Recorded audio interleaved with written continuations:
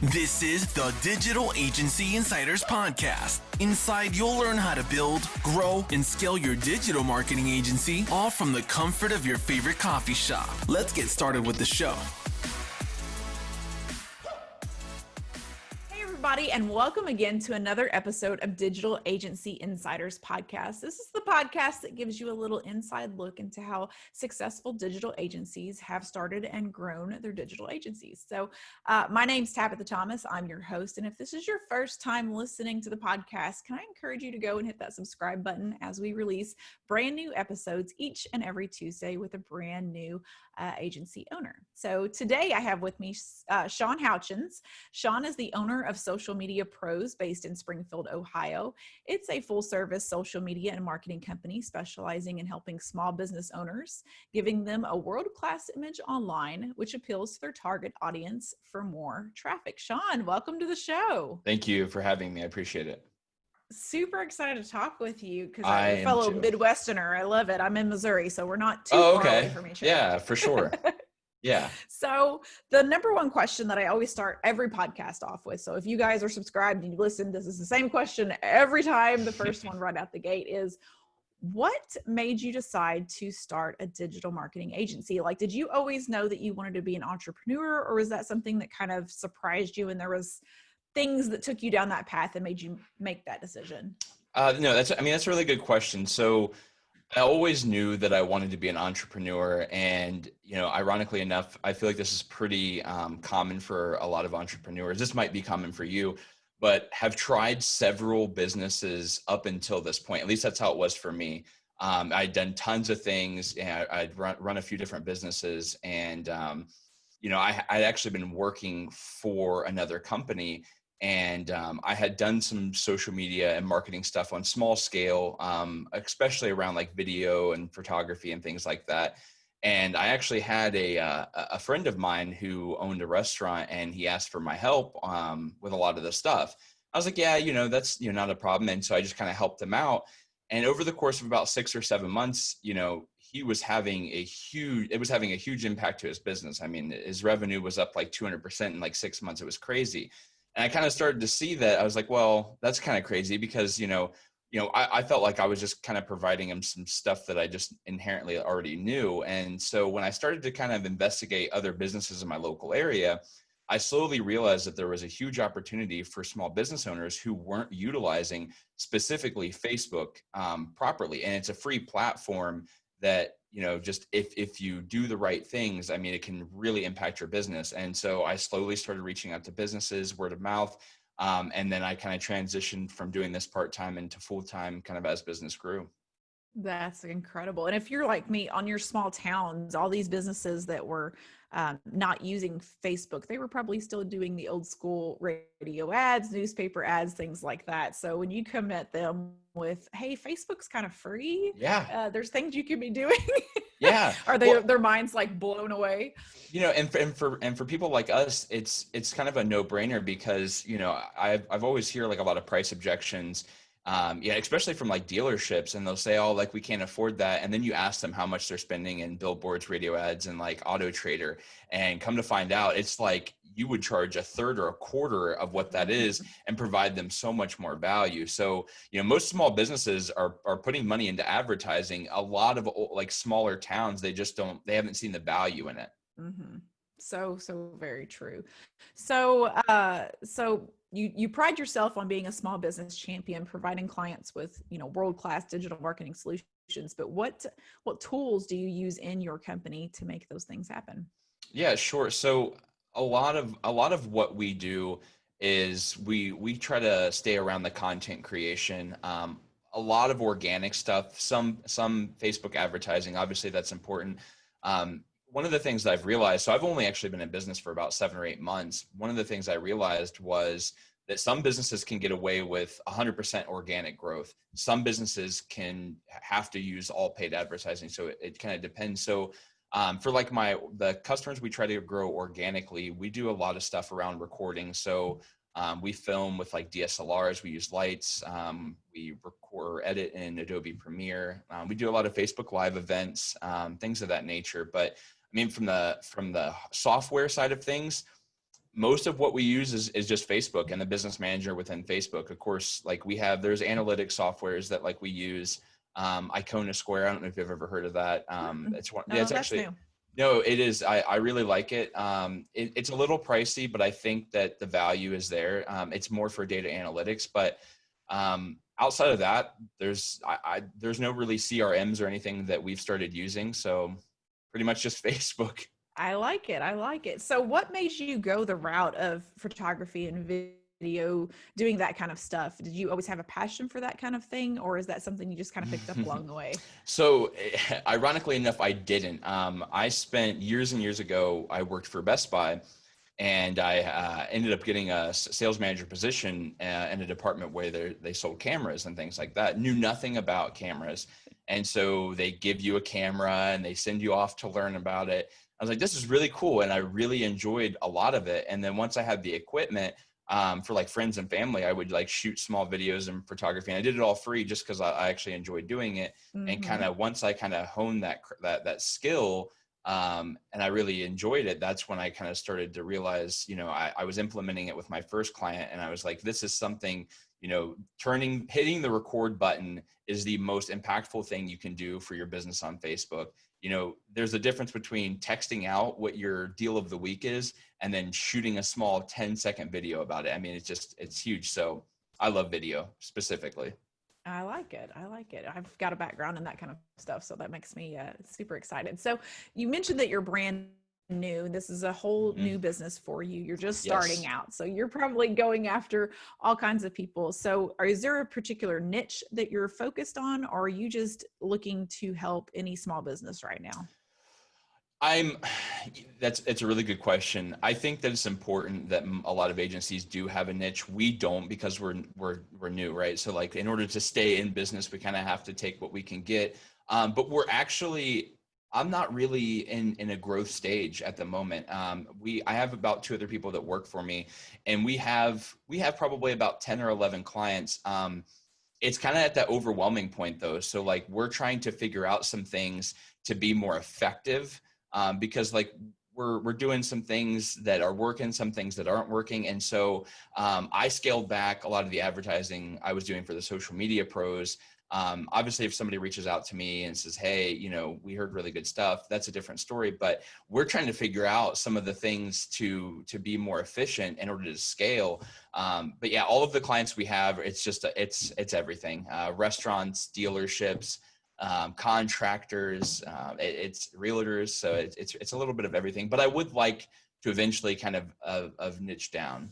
I am so glad that you said that, because they will say niche down, which is what you absolutely must do. But in the beginning, how do you know which one to niche down to if you don't try them? If you don't try to work with several of them. So I'm so glad that you said that, because you've got to get your hands dirty and you got to go out there and you got to make all the mistakes that everybody makes, and figure out which ones you actually want to do. So since you are going after everyone, how are you finding clients? Are you actively, you were actively going out and finding clients. So what were you doing before you shut it down?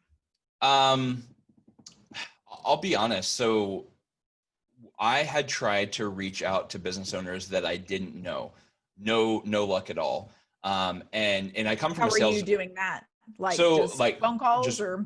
I was just going into businesses. Okay. And, asking like, hey, can I speak to the business owner? Most of the time people at the very front, they're shutting you down. They're too busy. And obviously, do you know who Gary Vaynerchuk is? I'm sure. Oh yeah. Anybody in our Gary field knows. So one of the things that if you watch the stuff that he really preaches is I'm changing my business model. I don't want to go out and sell. I don't want a salesperson. So we have started producing content that is of value of I shoot 2 to 3 videos that are about 2 minutes long every week, post them to Facebook as to general tips for business owners. Whether that's how to go Facebook Live, it's a whole variation of things. So I want to try and be like the authority when it comes to that thing or to this subject, so that if any business owner in the area has any questions, they can reach out to me. Because I did sales for 10 years. I don't like sales. And it's a different conversation when you go to a business owner and say, hey, I own a social media marketing agency. You should check this out, versus a business owner finding you and say, hey, I love what you do. I want you to work with us and help us grow. That's a completely different conversation. And so, Well, and not only that, but you're practicing what you preach. Like, you're trying to get these clients to go and do these things, but if your own agency isn't doing them, then they're going to be like questioning you, as in, well, if you're not doing it for your own business, how effective is it actually? So I'm glad to hear that you're actually doing that. So, so when you actually find a client, what does that process look like as far as onboarding them and getting them into your system? Sure. So so as soon as, I get approached, or we kind of start the conversation, the very first thing, if they're interested. So right now we do everything. And I know a lot of people are going to say, don't do that, and we're trying to get away from it, is we do everything hourly. And so the very first part of the conversation is, what their goals are and what their budget is. Once we know those few things, the very first thing I sit down is I want to look at all their profiles. I want to see what they're doing really well in, what the areas of opportunity are. And then I want to try and figure out, what of the services we can provide. So like, some clients, they can't use Facebook Live. I mean, they can, but it's not as much of value. Some people need advertising. So I kind of sit down and kind of create a plan. And it's also an expectation list. And I like to give that to clients because, I can say for, $1,000 a month or whatever that number is, this is what I will provide to you. So at the end of the month, when the invoice comes, they can look back and say, you said you were going to do this. This is what you did. And then I can provide them with the results as to what we did. But yeah, I just do an assessment, and then we sit down and I say, hey, this was your budget. Within your budget, this is kind of what we can do. Here's how I think that it can help you grow. Awesome. So what does some of the packages look like? And when you actually do put those things together, what does the pricing look like? And is it vary because of budgets and things like that? Or do you have kind of a set structure that you go by? So it's actually really simple. There again, I'm still trying to get away from it. But I do everything at hourly, and it's $50 an hour. So whether we're creating graphics, we're on site filming, we're doing Facebook Live, managing the advertising, any of that stuff. The biggest issue with this, obviously, as most people know, is that when you get 10 clients and you've got some that you're working with for 5 hours a week, and you've got some that are 20 hours a week, keeping track of all of this and, trying to justify to the client, because what you run into when you're an hourly, and I've noticed this, and this is a way to get away from it, not that it's, necessarily a terrible thing, is you'll hand a client, an invoice that says, this week we worked with you for 20 hours, and they see the invoice and they're like, how do I get that down to 10 hours? I get that, and I get that a lot. And so I think that kind of going to like a flat rate, like a retainer, obviously I posted in our forum group tons about this subject. And everybody that seems to have been doing it for a long time, they swear by doing a retainer. So we're in the process. we're in the process. There was a guy who commented, and he was like, I had to do retainer because clients hate my hourly rate.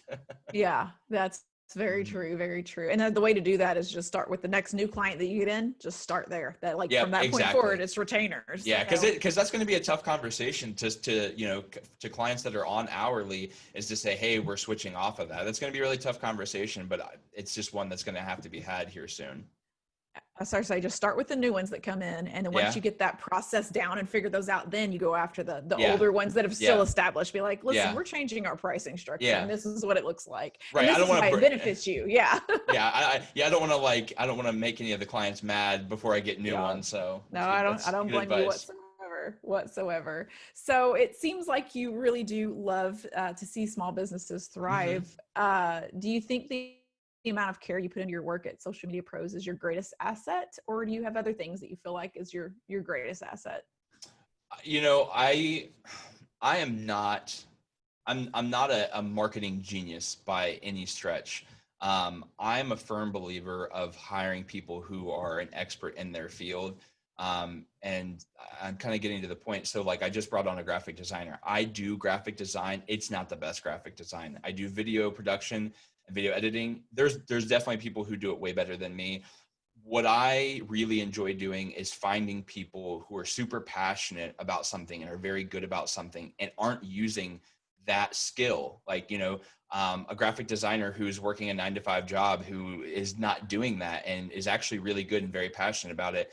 And so bringing them on and allowing for them to like thrive and do something they love, because in the last 7 months I've worked for myself, that's the thing I wake up every morning and I'm super grateful for, is that I can continue to do something that I really enjoy doing. And I want to help other people do that. So,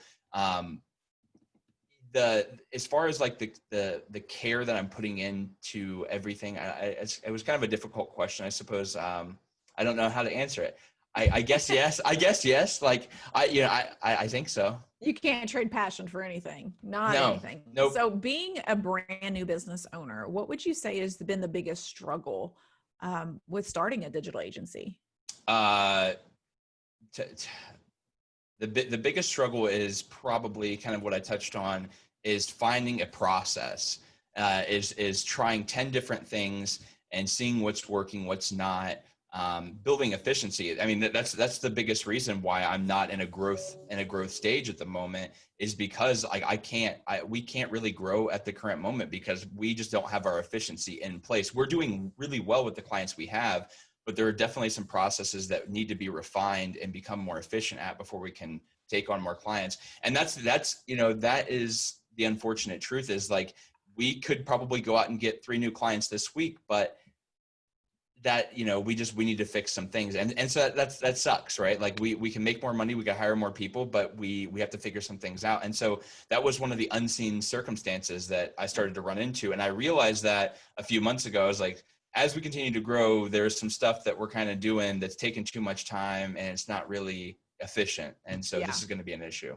But that's part of to me, that's part of the game. You've got to get in there and do that before you figure out where the holes are and where to patch things and move things. Yeah. And well, that's why that group is so amazing, because, as some of these things pop up, I ask questions. There's tons of experienced people within it that have really great advice. And then people say things, I'm like, oh my gosh, why didn't I think of that? We'll definitely do that. I would have been on hourly for 10 years before I figured out to do a retainer, Yeah. So the group he's talking about, I'm assuming, is Digital Marketing Agency Owners, which is a Facebook group that we run that's got agency owners from all across the world that are brand new or haven't even started an agency and thinking about it, and then those that are highly successful, all in there giving advice, which I'm glad you're finding value in that. So yeah, absolutely. They're wonderful, wonderful people. And I've had a few phone calls of agency owners, like, where I needed advice that just wasn't a good, somebody can't just like text and reply, it was kind of a more in-depth. And I've had, I was actually on one yesterday with somebody who provides SEO services that I'm actually going to start working with, because I don't do SEO and web development. So some really good conversations have been had. That's awesome. Being able to work together and white label, that's always a good thing. So, so let's break down a little bit about the actual services that you are providing. So once you talk to a client, you know what their budget is, and it obviously can vary. So let's say a restaurant. If you were working with a restaurant, what are some services that you would provide for that restaurant? Can we use like a dealership? Yeah, only reason. Yeah, so the only reason I say that is the restaurant that I have. It's very the client's very strict, so it's very limited. So, for instance, so I have a lot of limitations there. For the dealership client that I have, car dealership, he sells used cars. It's a lot more open rein. He was kind of like, I know that you do this, and I want you to do everything you can. And so, that's a great client. You right. him. Yeah, no, I know, right? I'm sorry, can you ask the question again? So what are some things that you're doing? So if you walk into that car dealership and they're saying, okay, I have a budget of XYZ, whatever the budget is. Sure. What exactly would you propose to him, and what services are you providing? Yeah, sure. So the very first thing that I want to try and leverage is video. So my very first thing that I'm trying to figure out is how can we leverage video? Because video allows for us to do organic and paid advertising depending on the type of video that we're doing. And I really enjoy doing video, so I think it helps. And so very first, my first thing that comes to my thought is, how can we integrate Facebook Live? What kind of things can we do around Facebook Live? Because as you know, Facebook really rewards people who use Facebook Live. The more you use Facebook Live, the more Facebook will get you more, reach, et cetera.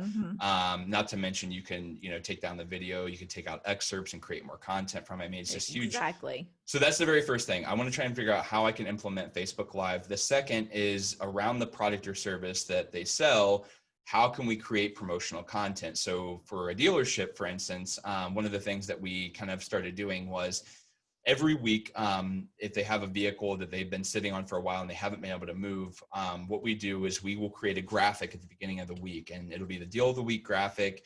We're showcasing the car, big bold letters, the price, and we'll actually do, we'll post it, and then we'll do paid advertising around that. And then following that, usually about the middle of the week, we would have already filmed a 30-second video tour of the vehicle. And then we would run paid advertising behind that. And then we retarget a lot of the people who were reached in the very first graphic campaign, right? Because retargeting is huge. And I just found this out not that long ago. Like, retargeting is so huge. It just allows for way better results. And then we'll usually retarget with like a video ad. And then that's usually the extent of like the video and graphic stuff. We do Are they doing any Facebook Live, the dealership? Yeah. So it's actually really cool. So every Thursday and Friday we put out there, it's a graphic saying, hey, we're going to be doing Facebook Live. We're going to be giving away some really cool stuff. Maybe do a scavenger hunt. And so on Saturday morning, we go Facebook Live. And I think it was like 2 weeks ago, what we did is we hit a couple of local brewery cans of beer and a couple of the vehicles on the lot. And we said, if you come and find the can of beer, we'll take your picture, and then you'll get a $25 gift card to the brewery. And so you have all these people that are watching. They're like, oh, I don't have anything to do on a Saturday morning. I'll go scavenger hunt for a can of beer, or, what have you. And then they win. And it's good because it creates content, because then, we can take a picture of them. We're supporting other local businesses, because a lot of what we do is when we give away gift cards and things like that, it's to support local businesses, which helps our organic growth. Which is great. I cannot recommend that enough. So that's awesome. So what else are you doing? I feel like I interrupted you with the Facebook. No, I mean, that's, for a lot, that's kind of the extent of it. We do some paid advertising behind driving website traffic. I'm still trying to try to refine, especially around dealerships, because every business, and this is I'm slowly finding, every business has a different Facebook advertising strategy, and it's, one could be complete reach and the other one is lead generation. And so it's completely different. But like, we've been doing a lot of stuff around driving traffic to the dealership website, because like the ideology there is if somebody sees an ad with a call to action to click to go to a website for a dealership, they're in a market for a car, right? And so most people aren't going to go and check out, the website if they're not going to buy a car. So we do some advertising around driving traffic to their website, but they also, and one of the things that I empowered them to do, and this is what I struggle with, is because your best organic content comes when the owner of the business or the employees get involved, whether they're taking pictures or shooting video. And as you probably know, a lot of times it's hard for business owners because they're busy. They don't feel good being on camera or any of that stuff. And so what we did is every time somebody buys a car, they take a picture and they tag them and they thank them for their business. And then, that honestly, as far as our like organic content that we post outside of video, those posts perform the best, surprisingly enough. So we try to do that as much as possible, but go ahead. That also trains the employees that, I've got to find opportunities for things that I need to be taking photos for. So that starts the process for them in their head to start looking for opportunities. So it's a good training model too. Yeah, right. That's the extent of that's kind of the extent of it. I mean, but it's different for every client, and that's why niching down obviously in the future will help. And obviously if you're new into doing Facebook marketing or something like that, like that's something to be forward thinking about in the future. So very true. And that'll help with your processes too, once you niche down and figure out which one you enjoy working with the most. So that's the big one. Like which one do you find the most joy in, not just, making money is a good thing, but which one do you enjoy working in the most, and which one do you feel like you help that industry the most? Those are the two big ones. So I asked you about the biggest struggle being a new business owner, but what has been the biggest success story or the biggest joy you have found in starting your agency? I think just seeing the results. when two of my dealership clients, I've had one for about 4 months, one for 5 months. Last month, they both had record-breaking months. They've both been in business somewhere in the ballpark of 5 to 7 years. And last month, each of them sold more cars than they had ever sold. And so to know that like you can go in, and it's also like a testimony, when you talk to new clients and they say, oh, I've been paying for billboards and radio ads, and you can speak to some of those things. Like my restaurant, I told you, so year over year, he's up, I think 250% now. I can't attribute all of that to me, but I know that it wasn't happening before I was there. So we can say something happened. So that I really like. So when I hear that from clients, I really like to hear that, because that's just, one of those other things that you really, I don't want to say as a closing tool, but it just feels good, to know that you're actually providing value. Because, and what we do sometimes, you kind of feel like at times you're like, is this working? We do a lot of trial and error, and some things work, some things don't. And then, I'm a real honest person. So I always want to make sure that my clients are getting the value that they're paying for our services. And so when we hear those things, it just reaffirms that we're, doing the best that we can, and it's really working for them. So that's always good. That's probably my favorite part. I love it. That gets you up out of the morning and make you happy and want to go to work and do those things. So the last question that I always ask everyone that's on a podcast, I start with the same one, I end with the same one, is there anything that you're currently reading or listening to that is helping you grow as a business owner? So reading, no. What I really want to read, and so it's going to kind of tie into what I like, what I watch, is Gary Vee. That he it always like, my friends are so sick of hearing me like quote him. It's like, it's crazy. But no, so he has the book. What is it? It's Jab, Jab, Right Hook. Is that right? Have you read that book?